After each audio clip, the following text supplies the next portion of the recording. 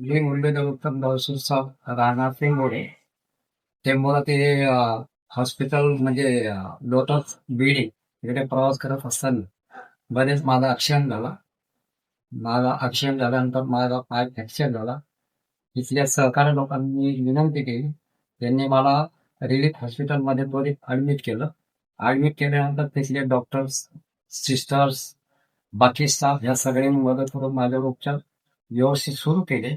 त्यानंतर दुसऱ्या दिवशी ऑपरेशन झालं.